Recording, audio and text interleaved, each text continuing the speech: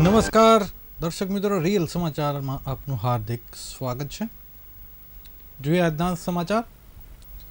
સુરત મહાનગરપાલિકાની આગામી ચૂંટણીને લઈ રાજકીય માહોલ ગરમાયો છે, ત્યારે શહેરની 30 વોર્ડની કુલ 120 બેઠકો માટે ઉમેદવારો પસંદ કરવા બીજેપીએ 3 દિવસીય સેન્સ પ્રક્રિયા હાથ ધરવામાં આવી હતી.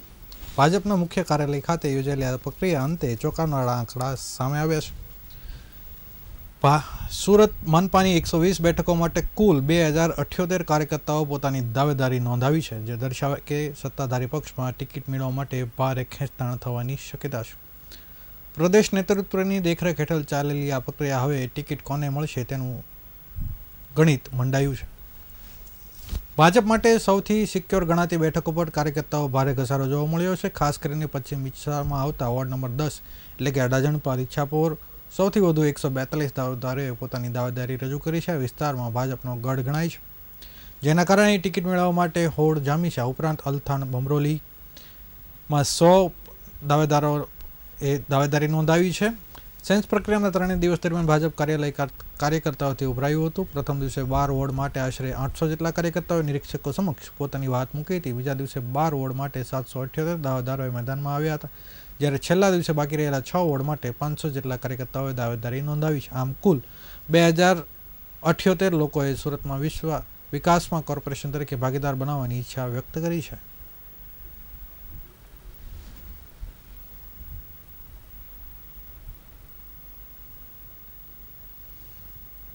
સુરત રેલવે સ્ટેશન પર ફરી એકવાર ખાખીનો માનવીય ચહેરો સતર્કતા જોવા મળી છે.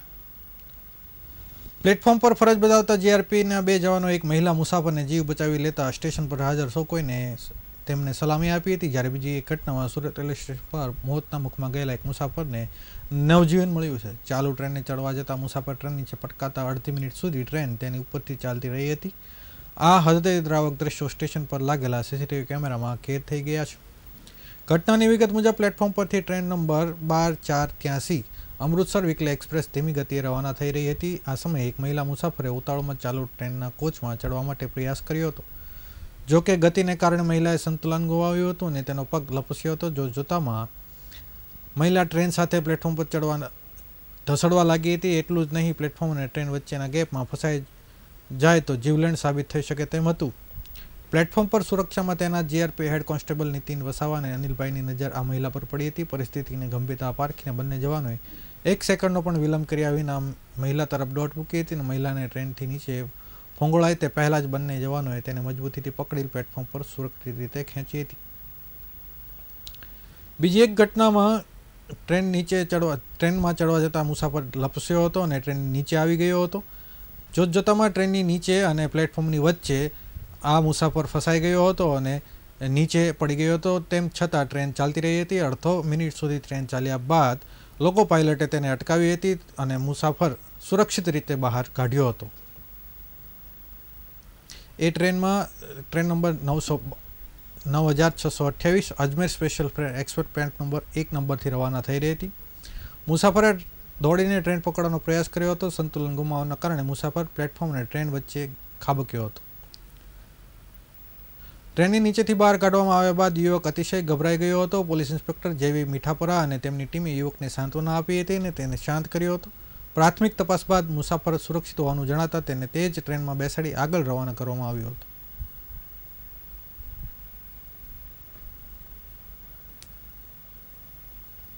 સુરત શહેરના સાયબર સેલે આંતરરાષ્ટ્રીય સ્તરે છેતરપિંડી આચરતી એક મોટી ગેંગનો પર્દાફાશ કર્યો છે. આ ગેંગે સામાન્ય લોકોને કમિશનની લાલચ આપી તેમના નામે બેંક એકાઉન્ટ ખોલાવી તે ખાતાનો ઉપયોગ કરોડો રૂપિયાનું ટ્રાન્ઝેક્શન કરતી હતી. પોલીસે મામલે ડિંડોલી વિસ્તારમાંથી એક 22 વર્ષીય બીએસસી પાસ યુવકની ધરપકડ કરી છે, જે સમગ્ર કૌભાંડના મહત્વની કડી હોવાનું સામે આવ્યું છે. તપાસ દરમિયાન ચોંકાવનારી વિગતો બહાર આવી છે કે આ ગેંગ દ્વારા દેશભરમાં આશરે 47.74 કરોડ રૂપિયાનો સાયબર ફ્રોડ આચરવામાં આવ્યો હતો. સુરત સાયબર ક્રાઇમ સેલને બાતમી મળી હતી કે ભાવેશ શિંદે અને હરીશ ચૌધરી નામના શખ્સો પોતાના સાગરીતો સાથે મળીને એક મોટું નેટવર્ક ચલાવી રહ્યા છે. આ ગેંગ ભોળા લોકોને પૈસા લાલચ આપી તેમની સેવિંગ અને કરંટ એકાઉન્ટ ખોલાવડાવતી હતી અને એકાઉન્ટ ખોલ્યા બાદ તેની ઇન્સ્ટન્ટ કિટ્સ અને સિમ કાર્ડ મેળવી લેવામાં આવતા હતા. કિટ્સ સિમ કાર્ડ સીધા દુબઈ મોકલવામાં આવતા હતા, જ્યાંથી સાયબર ગુનેગારો ઓનલાઈન છેતરપિંડીના નાણાં ખાતાઓમાં ટ્રાન્સફર કરતા હતા. આ તમામ રકમ એકત્રિત કરી મુખ્ય સૂત્રધાર હરીશ ચૌધરી સુધી પહોંચાડવાનું હતું. ડીસીપી વિશાખા જૈને જણાવ્યું કે બાતમીના આધારે પોલીસે ડિંડોલી કૈલાસ પેલેસમાં રહેતા ભાવેશ શિંદેની ધરપકડ કરી છે.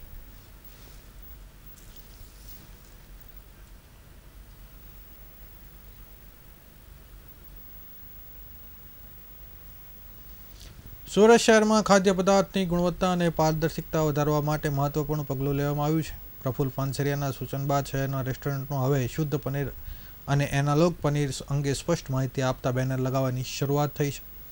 ખાસ કરીને સુરત રેલવે સ્ટેશન ખાતે આવેલા કેટલાક રેસ્ટોરન્ટમાં પહેલનો અમલ જોવા મળ્યો છે. અહીં બેનરો દ્વારા ગ્રાહકોને જાણ કરવામાં આવી છે કે અમારે ત્યાં શુદ્ધ દૂધના પનીરનો ઉપયોગ કરવામાં આવે છે, તેમજ અમારે ત્યાં એનાલોગ પનીરનો પણ ઉપયોગ કરવામાં આવે છે.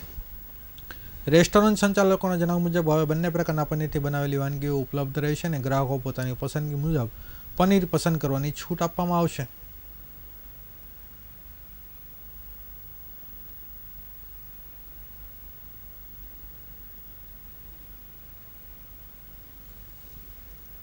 સુરતના ગોપીપુરા વિસ્તારમાં મોમનવાડમાં આવેલી એક એપાર્ટમેન્ટમાં દરોડો પાડી પોલીસે લાખોની કિંમતના મેફેડ્રોન ડ્રગ્સ એટલે કે એમડી ડ્રગ્સ સાથે આરોપીની ધરપકડ કરી છે. ચોંકાવનારી વાત એ છે કે ઝડપાયેલા આરોપી અગાઉ એસી અને ફ્રીજ રિપેરિંગનું કામ કરતો હતો, પરંતુ શોર્ટકટથી પૈસા કમાવાની ગેલછાએ તેને ગુનાખોરીના રસ્તે ધકેલી દીધો છે.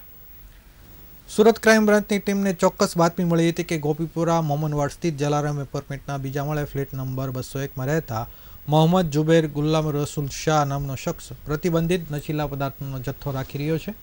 આ બાતમીના આધારે પોલીસે વોચ ગોઠવી પંચોની હાજરીમાં ફ્લેટના દરોડો પાડ્યો હતો. સર્ચ ઓપરેશન દરમિયાન પોલીસને ઘરમાંથી શંકાસ્પદ પદાર્થ મળી આવ્યો હતો, જેની તપાસ કરતા તે એમડી ડ્રગ્સ હોવાનું બહાર આવ્યું છે. પોલીસ સ્થળ પરથી 214.730 ગ્રામ મેફેડ્રોન ડ્રગ્સ જપ્ત કર્યું છે, જેની બજાર કિંમત અંદાજિત 6,44,000 રૂપિયા થાય છે.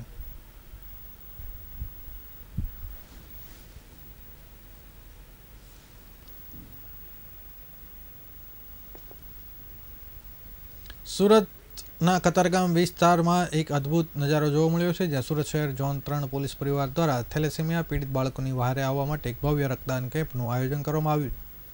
કતારગામ આયોજિત આ રક્તદાન કેમ્પમાં મુખ્ય ઉદ્દેશ થેલેસેમિયા મેજર જેવી ગંભીર બીમારીથી પીડાતા નિર્દોષ બાળકોને લોહી પૂરું પાડવાનો છે. થેલેસેમિયા ગ્રસ્ત બાળકોને જીવન માટે દર 15-20 દિવસે નવું લોહી ચડાવવાનું હોય છે અને ઉનાળા જેવી ઋતુમાં જ્યારે બ્લડ બેંકોમાં લોહીની અછત સર્જાય છે, ત્યારે પોલીસ આ પહેલા આશીર્વાદ સમાન સાબિત થઈ છે. આ કાર્યક્રમની ગંભીરતા અને મહત્વને ધ્યાનમાં રાખી સુરત શહેર પોલીસ કમિશનર અનુપમસિંહ ગહેલોત ખાસ ઉપસ્થિત રહ્યા હતા. તેમણે પોતે કેમ્પની મુલાકાત લઈ રક્તદાન કરી રહેલા પોલીસ જવાનો અને નાગરિકોનો ઉત્સાહ વધાર્યો હતો.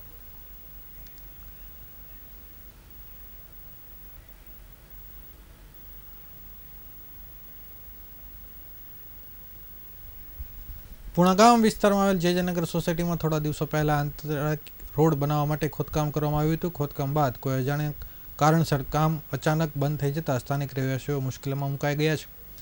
સ્થળ પર રોડ એટલો ઊંડો ખોદી દેવાયો છે કે વાહનો પસાર થઈ શકે તેવી સ્થિતિ નથી. સોસાયટીમાં રહેતા લોકોની ફોરવ્હીલ ગાડીઓ બહાર નીકળી શકતી નથી અને ધૂળ કચરામાં ઊભી રહેવી પડે છે. ખાસ કરીને રોજ ઓફિસ જતા સ્થાનિક રહેવાસીઓ સાજનભાઈ સહિતના લોકોએ આવન ગવન ભારે મુશ્કેલી ઊભી થઈ તેમ જણાવ્યું હતું. સ્થાનિક કહેવું છે કે આ રોડ કામને કારણે 4 થી 5 કોમ્પ્લેક્સના રહેવાસીઓ પ્રભાવિત થયા છે અને તાત્કાલિક કોઈ વ્યવસ્થા ન થાય તો પરિસ્થિતિ વધુ વિકટ બની શકે તેમ છે.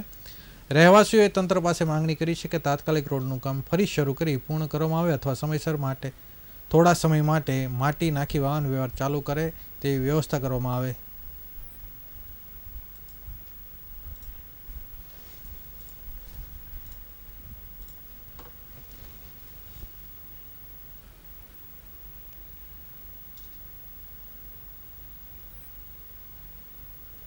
આ હતા અત્યાર સુધીના રીલ સમાચાર. નવા સમાચારો સાથે ફરીથી મળીશું. ત્યાં સુધી રજા આપશો. નમસ્કાર.